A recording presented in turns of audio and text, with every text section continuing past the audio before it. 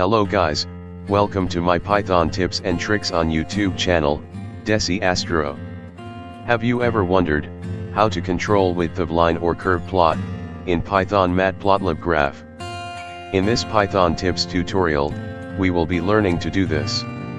So in order to do, you need to type command in plt.plot function, LW, which stands for line width, and give it any number as per your choice.